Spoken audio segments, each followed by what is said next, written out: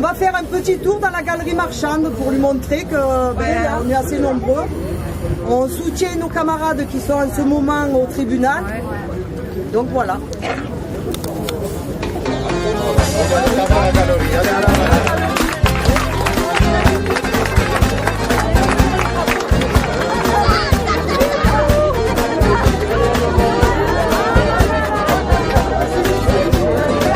Du format CTHR jusque dans ta campagne profonde.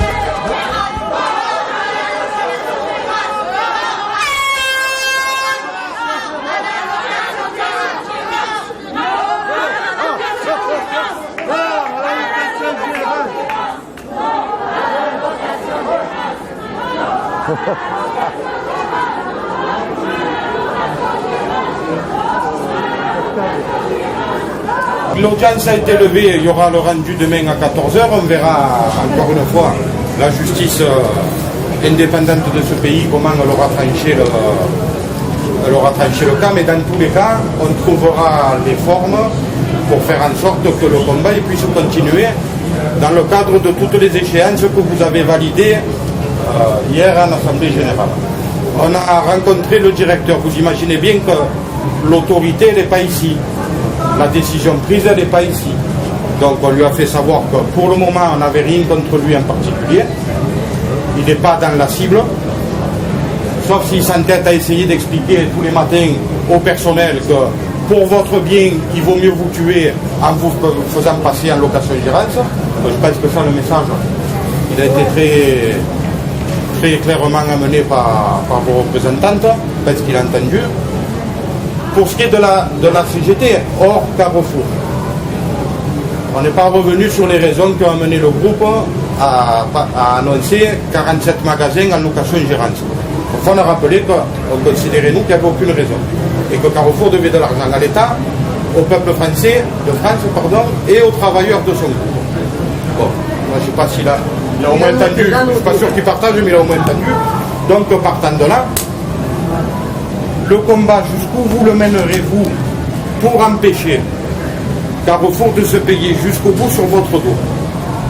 Dans le cadre de ce combat, vous aurez avec vous toute la CGT des Bouches-du-Rhône et au-delà, puisqu'on est en train de se caler avec la Fédération nationale CGT du commerce pour que tous les magasins concernés soient dans l'action.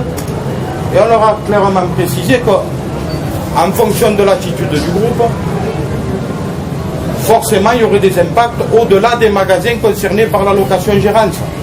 La CGT, c'est tout un tas de secteurs d'activité qui, même si ça ne se voit pas, font que les magasins tournent.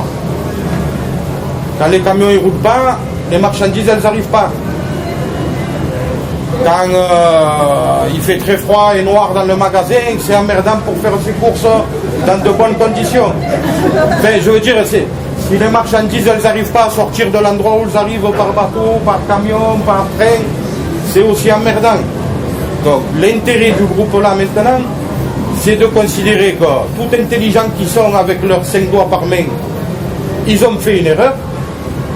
Il leur reste à annoncer qu'ils s'excusent auprès des travailleurs et des consommateurs qui s'apprêtent à flouer, et les choses leur reprennent leur cours normal. Il vous restera à vous après à vous battre pour l'amélioration de vos conditions de travail, vos conditions de salaire, pour des embauches en CDI, enfin, le combat normal que les travailleurs doivent mener dans toute entreprise.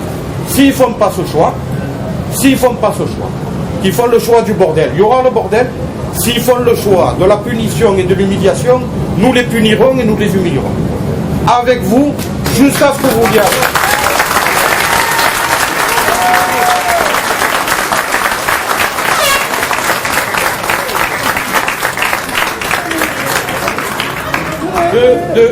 Deux choses encore.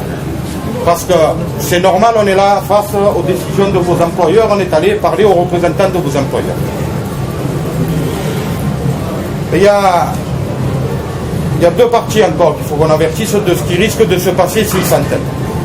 C'est le gouvernement, l'État représenté dans le département par la préfecture, et le futur potentiel repreneur.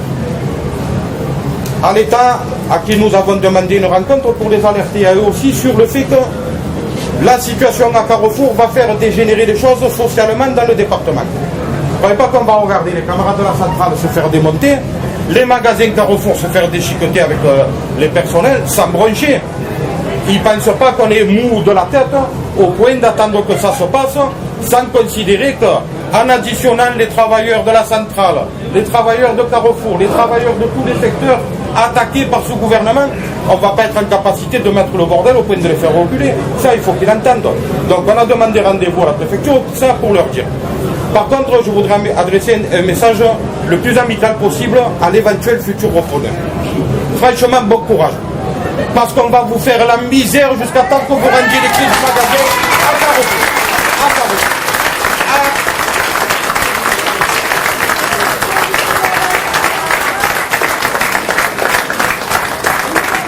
À ce monsieur et ses associés éventuels, ne cherchez pas à venir vous payer sur la bête.